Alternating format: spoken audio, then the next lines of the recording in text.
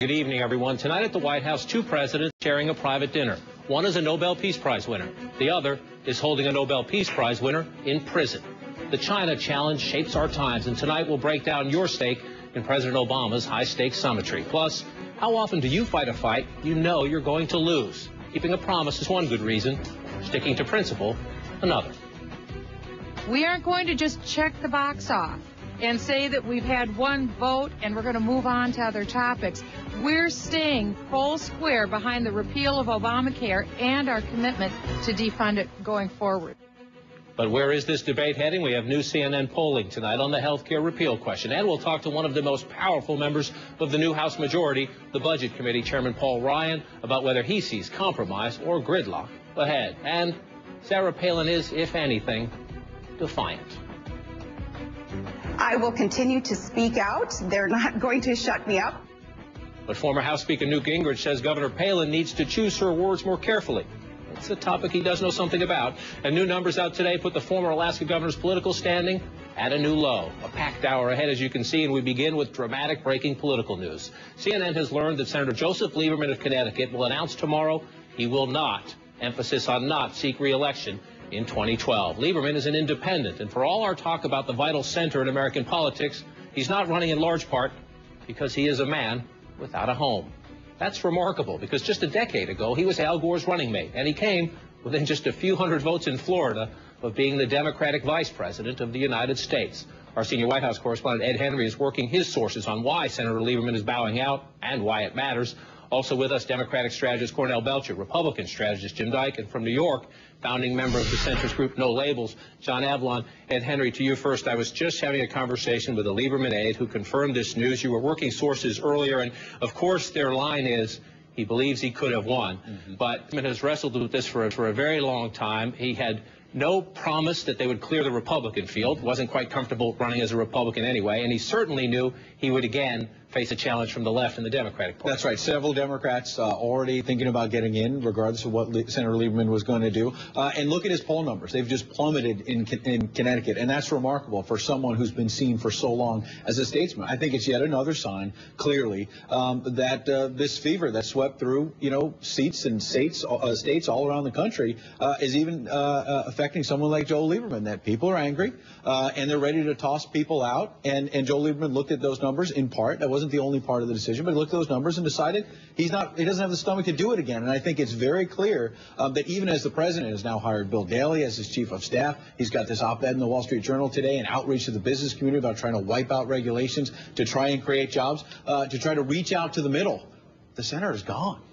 You're shaking your head. No, to me, the interesting thing is he was a few hundred votes away from being the Democratic vice president. He was probably many fewer votes away from being the Republican vice presidential nominee. And I think that's probably more than this uproar across the country. His problem. He comes from a Democrat-leaning state. He dodged it last time, becoming an independent after losing his primary, and he's in a tough spot. So John Avlon, you work with a new group that says, we need to encourage this vital center of American politics. Well, sure, there are some extra reasons, but Charlie Crist was a popular Republican governor, ran for Senate in Florida as an independent, blown out. Michael Bloomberg has looked at the question of running for president as an independent, has come to the calculation it won't work. I want you to listen to Senator Lieberman, because I asked him about this a couple of months back. Senator, will you go back and run as a Democrat? Will you run as a Republican? Or will you try to run in the middle? Listen to this. You're up in 2012. You had said you're more likely than not to run.